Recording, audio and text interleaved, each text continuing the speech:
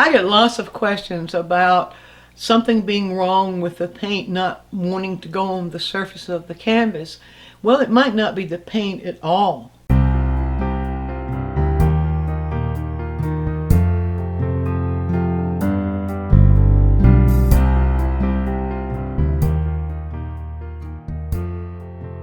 This is something that happens more to oil painters or perhaps acrylic painters too, not necessarily a problem with watercolor painters and certainly not with pastel.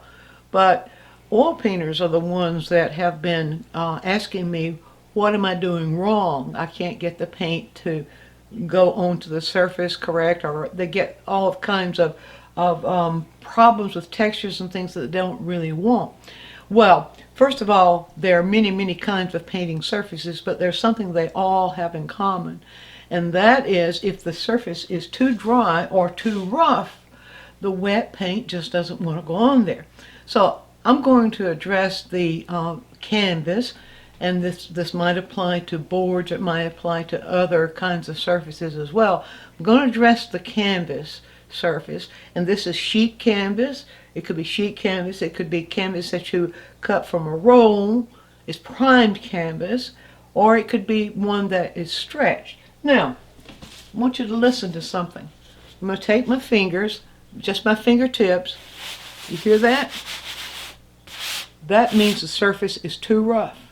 Now what's happening there, once the canvas is primed, and no matter how much you paid for the canvas or what the quality is, the priming of the canvas will often pull those little fibers of fabric out and cause this. So you can test your canvas two ways, with your ears and with your fingertips. So if you pull your fingertips across the canvas surface, and if it feels kind of like sandpaper, well then this is a place to start.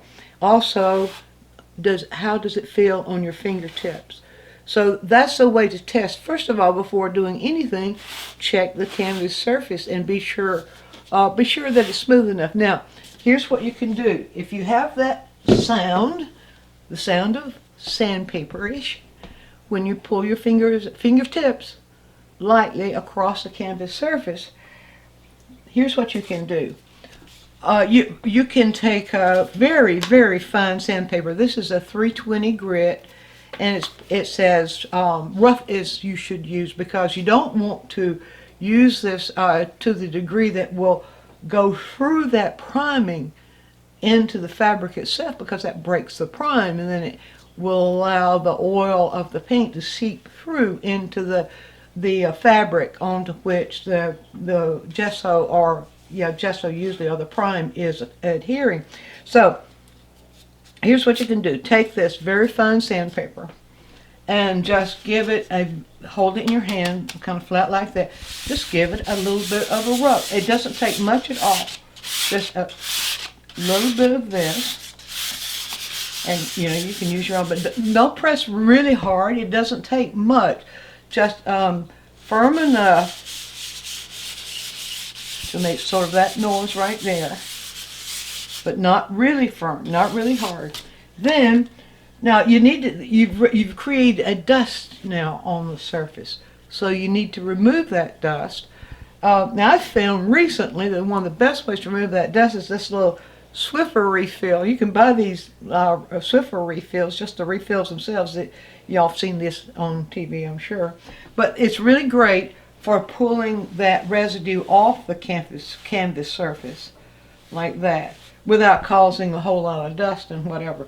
So that's a recent discovery I wanted to share with you. Now, test it again. Listen. Hear how smooth that sounds? It's the same kind of canvas that I showed you with the stretch canvas. Same kind of canvas, but this is what you will hear. And you also feel on your fingertips, it's going to feel smooth. You're not going to feel that roughness. But that's not the end of the story. Even the smoother canvases, if you're painting straight from the tube like I usually do, still the paint doesn't want to adhere. Now, let me show you something. I'm going to pull a little bit of paint onto the brush, and I put it, you see what happens here?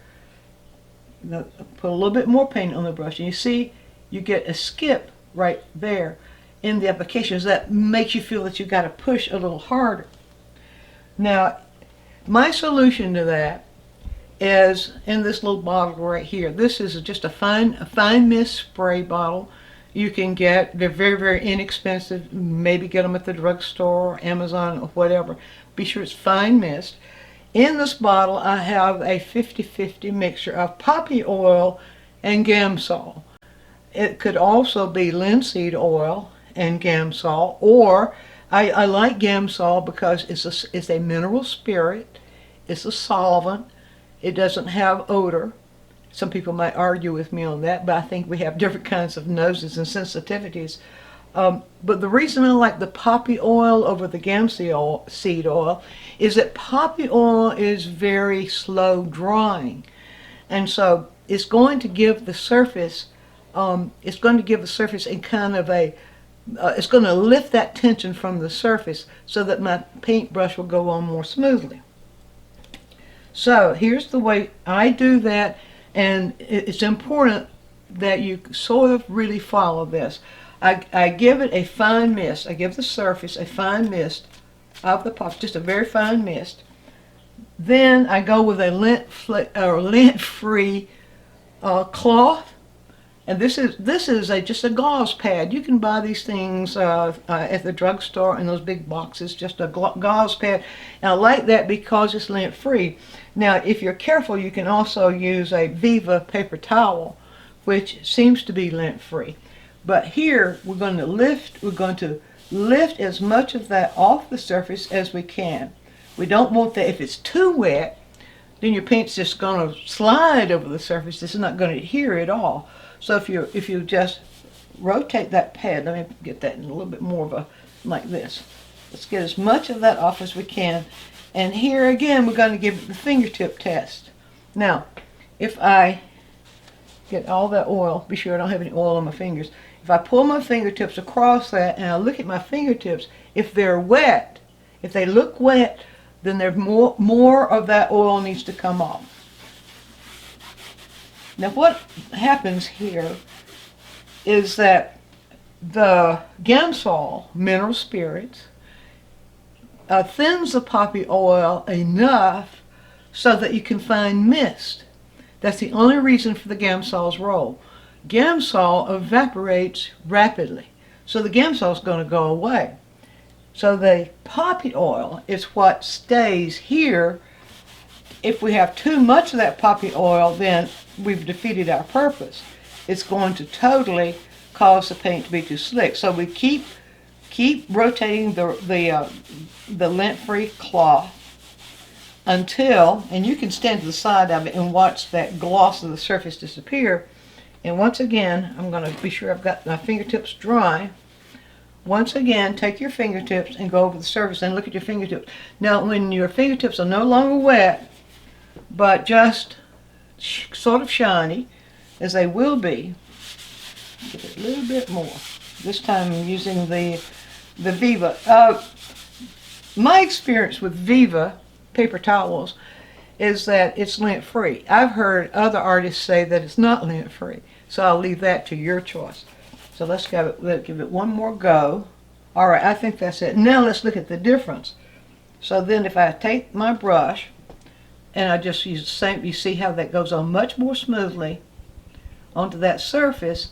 The surface is not fighting with me now because I've reduced that tension on the surface, so it's not fighting with me now when I apply the paint. So I think if you follow that procedure and be sure that you wipe off the excess. That's the problem a lot of people will have when they use this. They overdo, and leaving it too wet or too oily, you're going to lose control. So, but if you try that process, I think you might have solved your problem from the paint resisting the canvas. Be sure to view all of our quick tips. And while you're doing so, subscribe to the channel, click on the bell so you'll always get a notice when we produce a new quick tip, which is every week. And if you have a question, leave it in the comments section and we'll make a quick tip for you. Also, take a trip over to DianneMize.com where I have full-length lessons downloads, DVDs, lots of other stuff there, some free stuff for you. And while you're there, you can subscribe to the newsletter, and that way you'll always be informed every time we do something new.